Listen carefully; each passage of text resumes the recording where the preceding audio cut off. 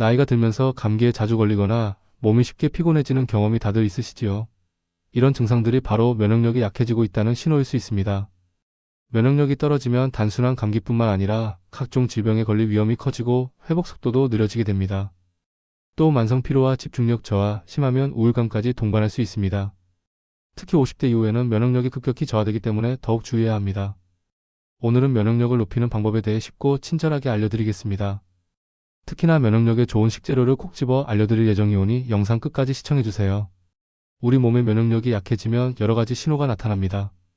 예전보다 감기에 자주 걸리고 회복이 느려지거나 입안에 구내염이 자주 생기고 염증이 쉽게 생긴다면 면역력이 약해지고 있을 가능성이 큽니다. 또한 평소보다 피곤함을 자주 느끼거나 기력이 떨어지는 경우도 마찬가지입니다. 피부에 트러블이 증가하거나 작은 상처가 쉽게 낫지 않는다면 이 역시 면역력 저하의 신호로 볼 수 있습니다. 그리고 소화가 잘 되지 않거나 변비와 설사가 반복되는 등 장 건강이 나빠졌다면 면역력이 약해졌을 가능성이 높습니다. 이렇게 면역력이 떨어지면 우리 몸은 외부 바이러스나 세균에 취약해지고 각종 질병의 위험이 커지기 때문에 미리 관리하는 것이 중요합니다.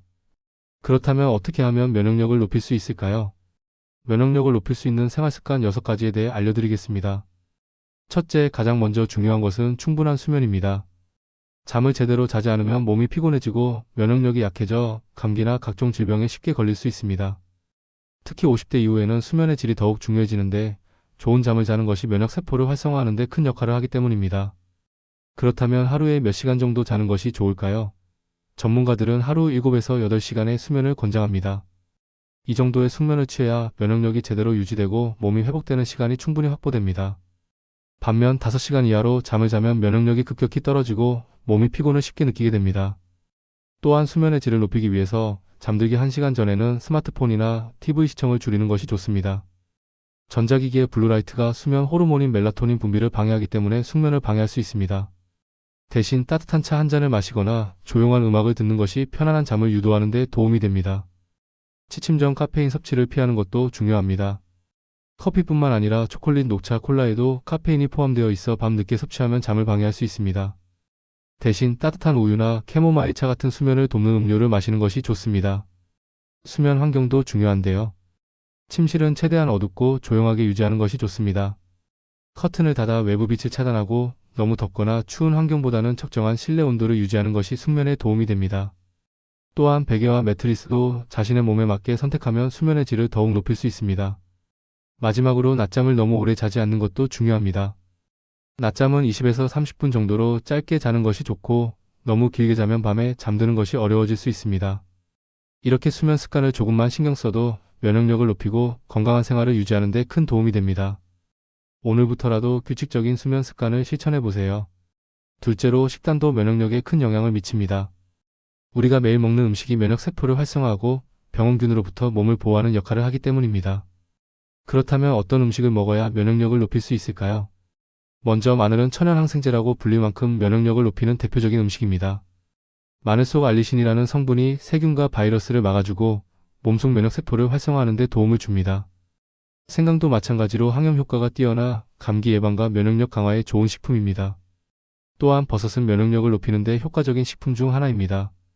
특히 표고버섯과 느타리버섯에는 베타글루칸이라는 성분이 풍부하게 들어있어 면역세포를 활성화시키고 체내 염증을 줄이는 데 도움을 줍니다. 꾸준히 섭취하면 감기 예방뿐만 아니라 면역력 저하로 인해 발생할 수 있는 각종 질병을 예방하는 데 효과적입니다. 장 건강도 면역력과 직결되기 때문에 발효식품을 챙겨 먹는 것이 좋습니다. 김치, 된장, 청국장 같은 전통 발효식품에는 유산균이 풍부해 장내 유익균을 증가시키고 유해균을 줄여 면역력을 높이는 역할을 합니다. 장이 건강해야 우리 몸의 면역 기능이 제대로 작동하므로 하루 한 끼라도 발효식품을 섭취하는 습관을 들이는 것이 좋습니다. 또한 비타민C가 풍부한 음식을 자주 섭취하면 백혈구 활동이 활발해져 감염 위험을 줄일 수 있습니다. 귤, 딸기, 키위, 토마토, 브로콜리 같은 식품에는 비타민C가 풍부하게 들어있어 면역력을 높이는 데 큰 도움을 줍니다. 하지만 면역력을 높이려면 좋은 음식을 먹는 것뿐만 아니라 피해야 할 음식도 있습니다. 설탕이 많이 들어간 가공식품이나 인스턴트 음식은 몸속 염증을 증가시키고 면역 기능을 저하시킬 수 있기 때문에 되도록 섭취를 줄이는 것이 좋습니다.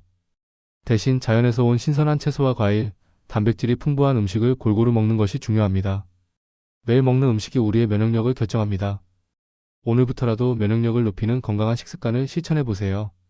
셋째로 운동도 면역력을 키우는 데 중요한 요소입니다. 운동을 하면 혈액순환이 원활해지고 면역세포가 활발하게 움직이면서 바이러스나 세균으로부터 몸을 보호하는 능력이 강화됩니다.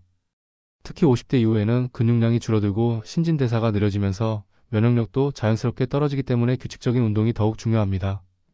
그렇다면 어떤 운동이 면역력을 높이는 데 도움이 될까요? 가장 쉬우면서도 효과적인 운동은 걷기 운동입니다. 하루 30분 정도 빠르게 걷기만 해도 체온이 올라가고 혈액순환이 좋아지면서 면역력이 향상됩니다. 실외에서 걷기가 어렵다면 실내에서 제자리 걷기를 하거나 계단을 오르는 것도 좋은 방법입니다. 근력 운동도 면역력 강화에 큰 도움이 됩니다. 나이가 들수록 근육량이 줄어들면 신진대사가 떨어지고 면역력도 함께 약해질 수 있습니다. 하지만 간단한 근력 운동을 꾸준히 하면 근육을 유지하고 면역세포 활동을 촉진할 수 있습니다. 예를 들어 벽을 짚고 하는 팔굽혀펴기, 의자를 이용한 스쿼트, 가벼운 아령 들기 같은 운동은 집에서도 쉽게 할 수 있습니다. 운동 전후에는 스트레칭을 꼭 해주는 것이 좋습니다. 스트레칭을 하면 몸의 긴장이 풀리고 혈액순환이 촉진되어 면역력이 더욱 높아질 수 있습니다. 특히 아침에 일어나서 가볍게 몸을 풀어주면 하루 종일 몸이 가벼워지고 피로감이 덜 느껴집니다. 운동을 할 때 중요한 것은 무리하지 않고 꾸준히 하는 것입니다. 너무 격한 운동을 하면 오히려 몸에 스트레스가 쌓이고 면역력이 떨어질 수도 있기 때문에 하루 30분에서 1시간 정도 적당한 강도의 운동을 지속하는 것이 좋습니다. 처음부터 무리할 필요 없이 자신에게 맞는 운동을 천천히 늘려가는 것이 가장 효과적입니다.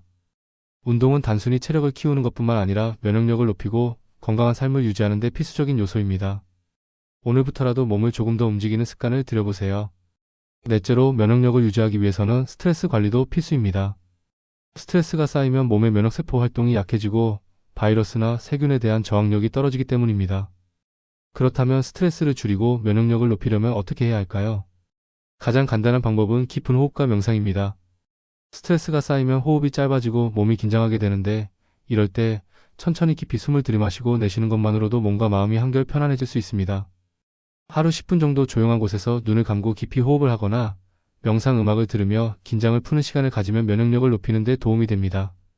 규칙적인 운동도 스트레스 해소에 큰 도움이 됩니다.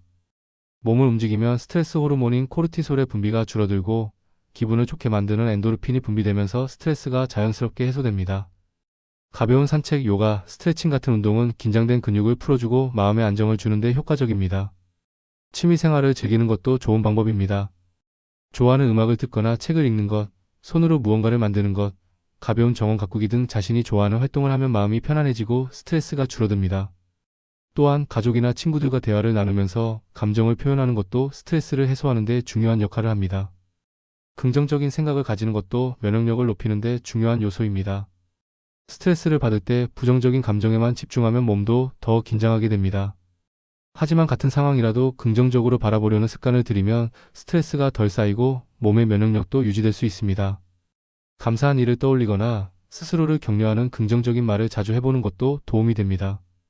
스트레스는 완전히 없앨 수는 없지만 어떻게 관리하느냐에 따라 우리 몸의 건강이 달라질 수 있습니다. 오늘부터라도 작은 습관을 바꿔 스트레스를 줄이고 면역력을 높이는 생활을 시작해보세요. 다섯 번째로 체온 관리도 면역력에 중요한 역할을 합니다. 우리 몸의 정상 체온은 약 36.5도에서 37도인데 체온이 1도만 떨어져도 면역력이 약해지고 각종 질병에 걸릴 위험이 높아집니다. 반대로 체온이 1도 올라가면 면역력이 5에서 6배 증가한다고 알려져 있습니다. 그렇기 때문에 몸을 따뜻하게 유지하는 습관을 들이면 면역력을 키우는 데 큰 도움이 됩니다. 그렇다면 체온을 올리고 유지하는 방법에는 어떤 것들이 있을까요? 먼저 따뜻한 음식을 자주 섭취하는 것이 좋습니다. 몸을 따뜻하게 유지하는 데 도움이 되는 대표적인 음식으로는 생강차, 유자차, 태추차 등이 있습니다. 생강은 혈액순환을 촉진하고 몸을 따뜻하게 만들어 면역력을 높이는 데 효과적이며 유자와 대추도 비타민이 풍부해 감기 예방과 면역력 강화에 도움을 줍니다. 또한 따뜻한 국이나 죽, 따뜻한 물을 자주 마시는 것도 체온 유지에 좋은 습관입니다. 반대로 찬 음식이나 차가운 음료는 되도록 피하는 것이 좋습니다. 아이스커피나 찬물, 얼음이 많이 든 음료를 자주 마시면 체온이 낮아지고 면역력이 약해질 수 있습니다. 특히 날씨가 추운 계절에는 따뜻한 음료를 선택하는 것이 건강에 더 좋습니다. 적절한 운동도 체온을 높이는 데 도움이 됩니다. 가벼운 유산소 운동이나 스트레칭을 하면 근육이 활성화되고 체온이 올라갑니다. 특히 아침에 기지개를 켜거나 가볍게 몸을 움직이면 혈액순환이 좋아지고 몸이 더 따뜻하게 유지됩니다. 또한 근력 운동을 하면 근육량이 늘어나면서 기본 체온이 상승하는 효과가 있기 때문에 면역력을 키우는 데 큰 도움이 됩니다. 옷을 따뜻하게 입는 것도 중요한데요. 특히 손과 발이 차가워지면 몸 전체의 체온이 낮아질 수 있기 때문에 양말을 신거나 손을 따뜻하게 유지하는 것이 좋습니다. 겨울철에는 목도리나 모자를 활용하면 체온 유지에 더욱 효과적입니다. 반면 너무 두껍게 입고 실내에서 땀을 많이 흘리면 오히려 면역력이 떨어질 수 있으니 적절한 온도를 유지하는 것이 중요합니다. 또한 따뜻한 물로 샤워하거나 반신욕을 하는 것도 체온을 올리는 좋은 방법입니다.